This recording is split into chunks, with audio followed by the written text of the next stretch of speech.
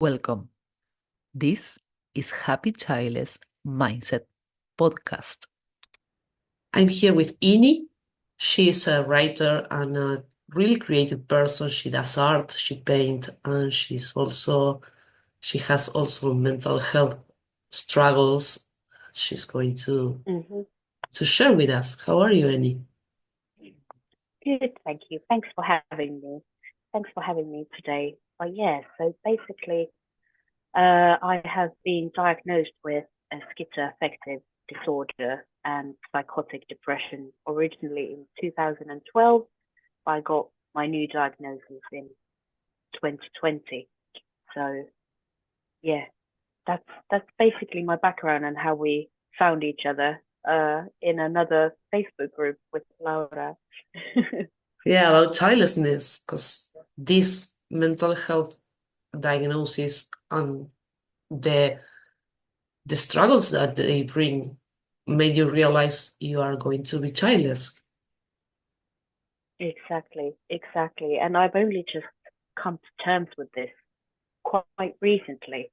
And but for a long while I thought that being a mother and having children was going to be my destiny Yeah. in a way. And but then only just the past few years I've really thought and sat down with myself and thought, like, how would my life look like if I had children in this economy and household of my mindset.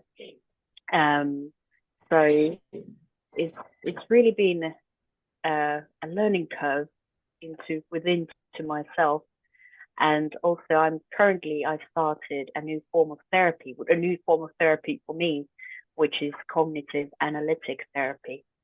And my therapist was also very keen on talking about this subject, how living life without children might affect me and how it has affected me so far. But yeah, that's kind of where I'm coming from with my story. It's awesome that you found a therapist that you can talk about it, because it's not the wider experience. A lot of us has experienced the disregard of the subject or that's nothing. Let's focus on on anything else. And I think it accounts for a lot of our mental health, because I told you, and I told in previous episodes, I struggle with anxiety, with agoraphobia, and a lot of times I felt my anxiety rise when I'm in a situation where my childlessness is kind of raw, and a lot of therapists are, no, you're imagining things, but it's there and it's a toll in our mental health in general. Oh yeah, I do agree. And also it kind of for a while made me feel like I've somehow failed as a woman, and Yeah. and how I planned my life to be. I thought that because obviously I told you earlier that I grew up with a parent who was also schizophrenic and grandmother who was also schizophrenic, and how it has also affected me growing up and as a child, and kind of how I would possibly pass that trauma and experience that was not very nice to next generation. Um, and obviously, I received a lot of love from my grandmother, especially. She was many times she was very much like a mother in my life. But unfortunately, there was moments when her delusions and anxiety got on the way, um, and also caused me to miss out on certain things. For example, I used to be a really good swimmer as a child, but my nan was so terrified of the idea that I might drown or something might happen in the lake, or so I was not allowed to go for a swim. Um, and then I stopped swimming.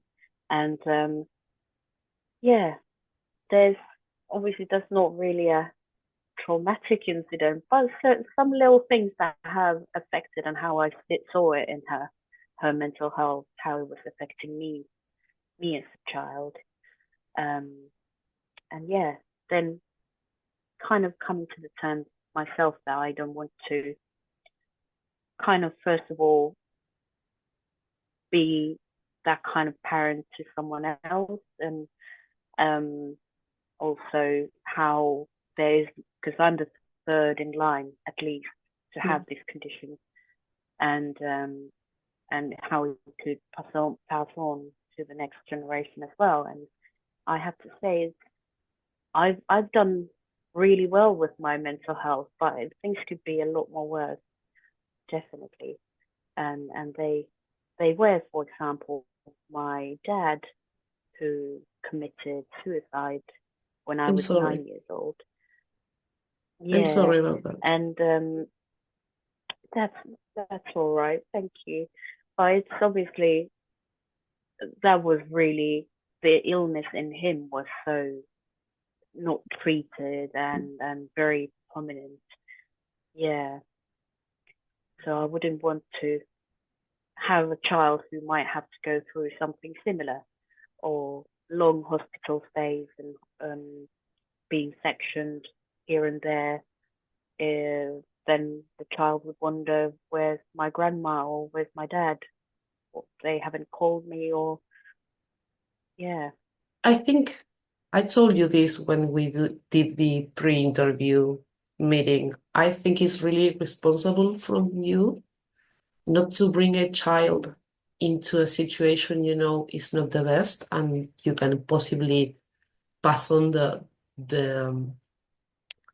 sorry, the illness, the sickness. I don't know how to say it.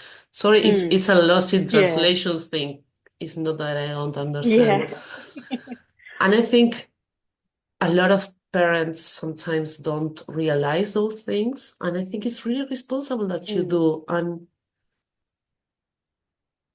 I am proud of you, if I may say so, because you are not Oh, thank you. you are not telling the world like I'm a selfish woman that wants to have kids and no matter the cost for the kid. You really think about it, and you know the toll is going to have in your life, but at the same time you are protecting someone that's never going to experience the the struggles and the not knowing where his or her mom is, or not having to suffer the Yeah, mental. exactly. I mean, it's kind of, that's how I'm trying to see it, that I am being selfless by making this decision. But it was a hard one to make, for sure, Yeah, to kind of let it go. And because obviously my own personal family relationships and with my parents have been quite difficult.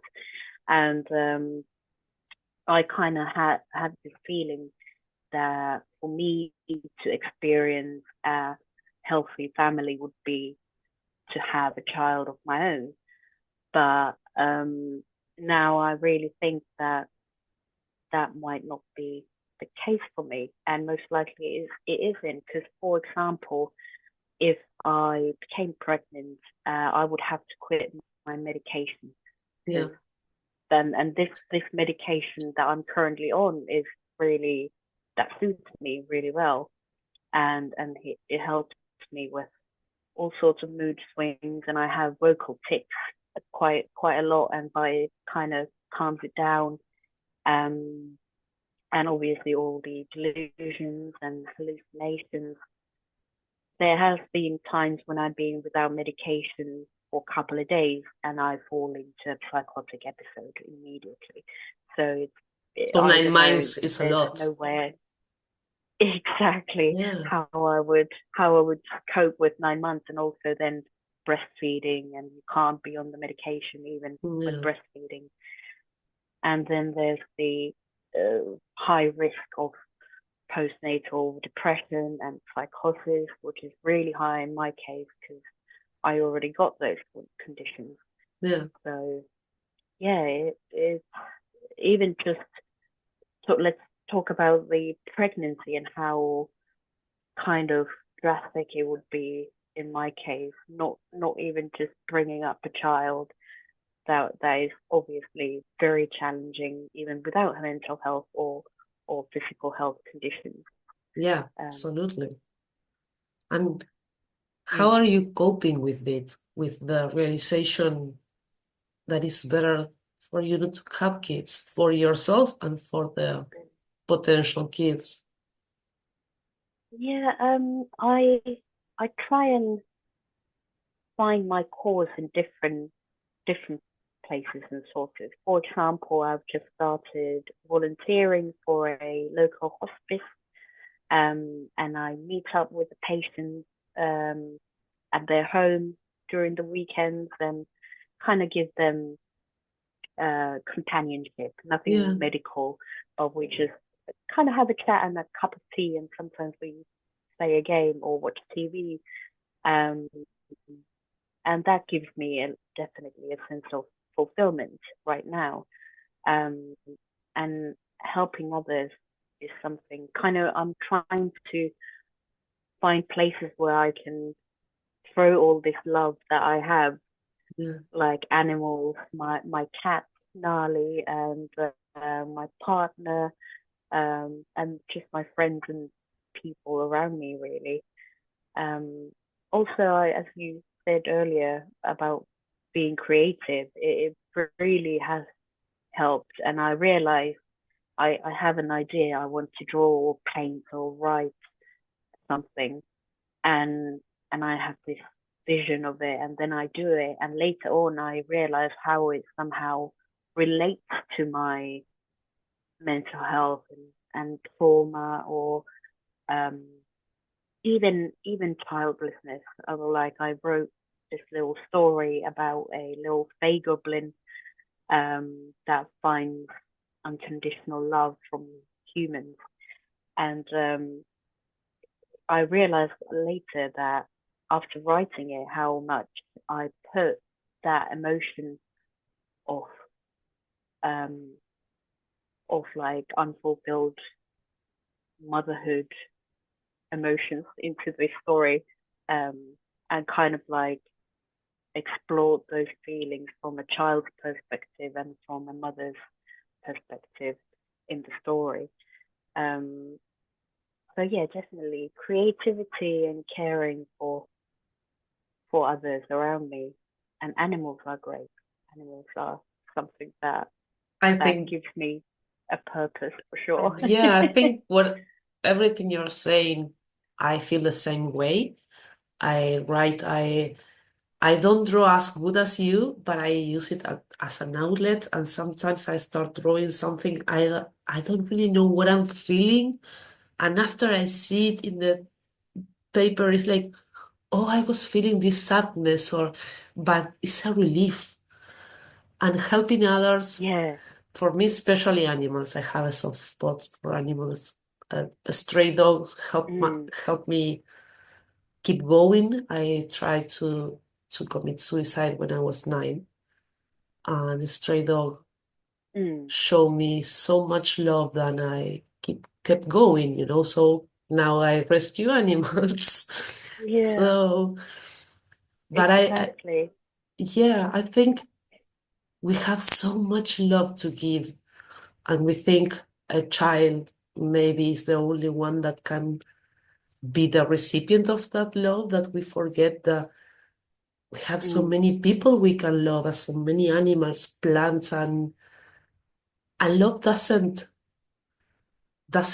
dry up. It's just expansive. Hmm. Exactly, yeah.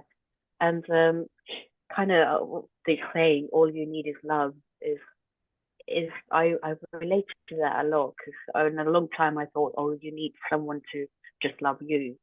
Yeah, But no, it's like all you need is love. Find the love within yourself, and Yeah, start pour it spreading outside. it. And Yeah. yeah, Yeah, I'm endless also, resource. you know this, but I am also chatting with a lot of people, chatting and on Zoom, because I feel that giving my time and my undivided attention to someone can help them Mm, really much, and it's not in their interest of, oh, come join this or pay my services. It's that I really want to people to start feeling better. And mm, if I can shine a little light in that they are capable of see the light inside them, I'm done. mm-hmm. It's so I get what you're saying about like the hospital people. You are just accompanying them. You don't need to do anything special. But Yeah, sometimes that's the only thing anyone asks. exactly. Yes, yes. And even just sometimes, obviously, the patients are a bit poorly, and then even just a 15-minute phone call is all that is Yeah, needed. Just to have a friendly voice at the end of the line, just to ask how you're doing. And it's interesting how when I'm in the moment with this person from the hospice, and I kind of completely forget all of my own troubles. It's like almost like therapy for myself as well. Like it's a moment that I give completely to someone else and focus on them, their well-being and what they might need. And have you seen the doctor? Have you seen the nurse? Have they been? Do you need any help with this or that? And I can sort you out. And then we just have a little gossip what's going on around in their lives in the the hospice neighborhood. or uh, exactly. And yeah, it's interesting how your own troubles just disappear for that hour or Yeah. two. I never feel drained or um, tired after those meetings. I feel more energized and um, like I Yeah. want to do it even more often. But unfortunately, I have to do my day job. I hope you're enjoying this episode. If you are, please share with someone that might enjoy it too. Okay, back to the episode. Yeah, but I get that. I used to volunteer in a place for kids in risk at risk, where fathers and mothers Mm, were absent or were using drugs and that kind of stuff, and we helped them do the homework and that kind of stuff. And when I started that, I was in a real bad place with my anxiety, but I mm, completely forget about my agoraphobia, or I was running mhm. around with them and helping them, and it energized me. Then I moved to another city, and I couldn't keep doing that, but it's it's so rewarding, and it's almost selfish, you do that for other, but you end up feeling better about yourself. Exactly. Yeah, yeah, definitely. Obviously, it will give you the little dopamine and feel good Yeah. hormones when you do something good. So it is, in a way, it is a selfish um, practice, but as long as it is good for the other person too, I think it's great. It's just everybody would win. Yeah. Tell me a little more about your art. How did you start with that? How did you find that outlet? I found because obviously I do all sorts of art and sculptures and paintings, but especially I do draw and illustrate my hallucinations or delusions. And I started it as a form of just art therapy for myself. And then I realized, and when I drew some of these very that at the time were quite traumatic hallucinations or delusions. When I drew them on the paper, they weren't bothering me anymore. Kind of like I changed the memory of from that bothering monster of a memory, and I transferred it on the paper or digital art or a sculpture. Kind of And reframing what they suddenly, mean. exactly, It's yeah, and awesome. suddenly the memory is replaced with the piece of art. And I was amazed how it worked for me. So I just kept doing that. So I set up an Instagram account called HealingMadnessArt, and I started posting them, writing about and sharing information about psychotic disorders and schizophrenia, and how hallucinations affect me, and all fun facts about schizophrenia, and what living life is like with Yeah. this illness. So yeah, that's been very healing for me personally. Um, and I've had a lot of good feedback from other people with psychotic disorders. They have said that they can relate to those hallucinations and delusions and feelings and thoughts. Um, but also from other people, they have reached out and said, "Oh, I didn't know this, and that's so interesting, and thank you for sharing." So it's really been healing for myself to share those and be open about my illness and mental health. I also I did a little interview work internally that was shared to the whole enterprise, and I received so many contacts and comments about how their family members have been living with psychotic disorders, and thanking me for sharing my story, and how they were delighted to see that you can have a day job, full-time job, and live relatively normal life with this condition. And it definitely is possible, even though it can be to hard to achieve. But with the right support and help, it is definitely achievable. Yeah, I think you're really brave. There's a lot of stigma about everything mental health related. Yeah. And I'm grateful for you to sharing that, because personally I don't know anyone with the schizophrenia or psychosis, but I do like to Mm, know more from someone that is actually going through that not mm, the book manual that or the films that, exactly. oh, everyone psychotic Oh, is a serial killer. Why? exactly. So I really Yeah. appreciate when someone like you put a put a face and their lives, like this is going this is what I'm going through. And I think I'm trying to do the Mm, same with childlessness, but I feel mm, childlessness has no even the a bit of the stigma that psychosis has, you know? exactly. Yeah. And there's obviously a lot of like postnatal psychosis and postnatal depression, and how common it is, and how little Yeah. we actually talk about it in this society, because it is such a taboo, and stigma, and psychosis is seen as someone psychotic is someone who's aggressive or Or violent, Norman which Bates. is not true. Exactly.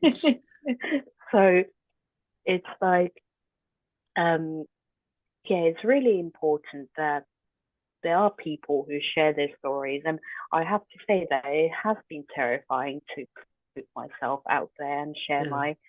share my story and my diagnosis, and sometimes obviously I feel like are people thinking that I'm attention seeking or whatever. And I've definitely I've lost a few friends, unfortunately, throughout the years. So I've noticed how people have distanced themselves, especially right after my psychotic episodes. Yeah. Unfortunately, I can't quite remember those times of my life when I've been actively psychotic. So, but obviously, because being in an active psychosis means that you might say things that you don't really mean. Yeah. You might act out of character, um, and then obviously people might people are a bit afraid to approach things. So even though I've never been mean to anyone or acted out weirdly or violently, never. But just I don't know. It must be the fact that suddenly there's this shift in my personality, and it could be also that some people have come back to me and saying like I'm sorry that I just didn't know what to do, so I have to kind of step away, Yeah. which is fair enough. It is scary to go through that, and if someone you love or is in your circles is going through psychosis, it can be Yeah, scary. but I lost friends for my anxiety and my agoraphobia too. And I don't have hallucinations, but they see Mm, me have a panic attack and they don't want to be with someone that goes through that. And it's weird mm, because we are not doing anything to them and we are clearly mm, struggling. So why do you yeah. abandon me in? Because it's easy being my friend when I'm great and I'm going around but when I have periods where my anxiety is higher, sometimes I'm sitting like this, and Hmm. you don't have to walk away. I'm feeling uncomfortable in my own skin, but if you talk to me, I get distracted and I relax. But yeah, to each their own, I Exactly. don't Yeah. have an answer to that. Yeah. Obviously, I feel like the true friends have stayed. Yeah, And I've made a lot of new friends as well. And I've been very open about my mental health in the past and what it means to me currently, and they've been very curious and like what kinds of delusions or hallucinations do you have, and what should we do if we notice that you're going through something, how yeah, can we step up for you? So I really appreciate those people who have stayed with me yeah, through thick and thin. It's amazing to see how accepting most people still are. But then obviously, I don't really blame those people who have kind of distanced themselves. It's quite a natural thing to do, unfortunately, when because we are just animals, and if yeah, we that's see true. Yeah, a member of our pack that is sick or somehow broken, we kind of tend to leave them out of the pack because then it could be somehow contagious or something. yeah. So it must come from somewhere, the early ages, early But times of our evolution. the other day I was reading, I think it's the holistic psychology that she told in this reel that Native Americans used to embrace mental health conditions as they Yeah. were wiser. They were kind of able to see behind the veil instead of making them a pariah. It's more like the white men Exactly. society did that. It's really interesting. Yeah, Yeah, how schizophrenia is seen across different cultures, for example. yeah, Um, in somewhere in Asia, as for example, um, even the hallucinations of those people are different. They are yeah. more positive, their voices are more gentle, and they are um, taken care of in a different way within the community. And definitely in like indigenous cultures, the schizophrenic or psychotic people have often been healers and shamans and in quite an important position within their tribes, Maybe the which is really hallucinations, interesting. sorry, Yeah.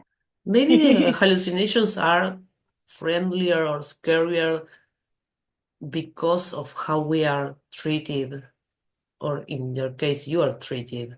Like if you are Yeah. bad treated, your hallucinations are going to be aggressive. But if you are Yeah. taken care of and cherished, your hallucinations are going to be friendly and nurturing. And Yes. It's I really think, interesting that seems to be the case. yeah, That seems to be the case in across cultures, and in our Western culture, it seems that people have more unpleasant voices and hallucinations, and we don't know exactly why that is, but it has to do something with our culture and how we yeah, treat I people think with. it does. Yeah, Yeah. yeah. So to finish our episode that I'm enjoying a lot, that uh, we can talk for hours. Where people can Yeah. find you? Are you doing an expo? Are you thinking about doing an expo with your work? I know Yeah. So you sell pet drawings. yeah, I do. I do sell all sorts of things and sculptures. And so I'm on Instagram uh, with my HealingMadnessArt Instagram handle, and Blue also sky. Enni dot yeah, Blue Sky as well, and Enni dot Tapionkaski, that's my surname, on Instagram, where is my where I mainly post about my sculptures and other digital arts commissions. So I'm definitely available. And I'm actually doing a little craft fair this Sunday here in Eastbourne. So yeah, I'm going to try and book some festivals and craft fairs for this summer Yeah. and be active. Yeah.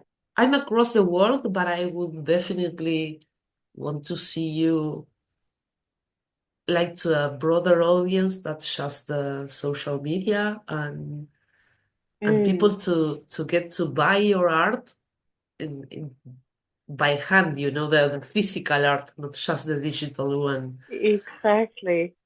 And Exactly. something we didn't talk about was your tarot. How do you say it? Oh yes. Yeah, tarot readings. I am a tarot reader as well. And I've been wanting to like talk about this a bit more. I opened this conversation in a one of schizophrenia and schizoaffective um, support groups because it is a bit controversial to be a tarot reader and schizophrenic at the same time. But my approach to tarot is quite down to earth. I'm not a medium or psychic. Um, I don't really identify with that, but I have a more down to earth and therapeutic approach to tarot. Um, and that's one way how I've spread my love and shared my caring for other people, is to provide support in a holistic Yeah, therapeutic way. And who knows how this will evolve, because I'm currently really interested about end of life care and how I could incorporate tarot and counseling and end of life discussions Yeah. together. And yeah, so I have some plans for the future, definitely. And I love that. my tarot stuff can be, yeah, my tarot stuff can also be found on Instagram and Facebook. It's Ihana Tarot, Ihana Tarot. I will So put in the descriptions every link, every handle, yeah, social media handle, yeah, yeah. so Thank everyone you. can find you. Yeah, but yeah, it's been definitely tarot has helped me as well. Kind of, I've been practicing it actively since 2019. But I got introduced to tarot through my nan in my childhood, and it's been a tool for me to really dig in within myself. And Yeah. some of the questions that I've been asking is, how do I deal with being childless, and how am I going to view my life now without children? And I've found it really, because you technically you already have those answers within yourself, but it's very helpful Yeah. to see them on the table within images. So yeah, it's been really helpful for me, and now I've been doing this professionally for a couple of years. So I hope that other people have found comfort and empowerment, and just a safe place to talk about their thoughts and share their Yeah. story. I do a lot of listening at times during tarot sessions, and I love that. It's really also rewarding and fulfilling. I think we found a lot of ways to heal our inner selves, and it's awesome. Mm, And of course, everyone has a little different things, but I feel we can mm, share that, like you are sharing your art and your tarot, and help others, and we can heal, like everyone can heal, you know? Oh yes, yeah. And I'm So really looking forward to my therapy sessions. Now that I just had my first therapy session, and we'll see how that conversation will go when we get into talking about motherhood and childlessness and what does that mean. So I'm definitely still on the journey, but I feel like I'm doing all right at the moment. yeah, I think I've been on the journey a little longer than you, and the pain doesn't Mm, exactly go away forever, but it's mm, less often and less keen, you know, less strong. It's like, yeah, I'm feeling this, but since you are already drawing and you have the tarot and therapy and you have the tools to understand what you're feeling and keep working with that. And for me, mm, that was the key to have a happy life, you mm, know, because Oh yeah. yeah, it's a day-to-day work and a day-to-day choosing to have joy and fulfillment and projects like you have. I think having it doesn't have to be a Exactly. purpose, but having a goal or multiple goals keeps us Mm, going and keeps us hmm excited about life. Oh yes. Yeah, I do agree. Definitely. Goals have been something, obviously, with mental health issues. Sometimes it's hard to make goals, and sometimes you Yeah, don't see the future. But with with appropriate support and work, uh, inner self work as well, it's you can get to the place where you can again start building your future and those Yeah. plans and goals and what you want to do and who do you want to grow to be. Yeah, definitely. I've been there, and I'm kind of walking the path I thought I would never do, doing a podcast from Argentina in English. Exactly. And I'm here, and it's like, yeah, Yeah, now I get excited to do more. exactly. I really appreciate you doing your podcast and reaching out to me and having these conversations. It's been really lovely to meet you. Likewise, I really appreciate what you're doing, what you are communicating, and I told you this, but putting yourself out there with all the stigma, but being brave, and it opens a lot of eyes and helps us understand and better serve when someone is having an hallucination, not to run away, but help. And I think it's awesome. And thank you so much for being here today and record this episode with me. Absolutely. Thank you.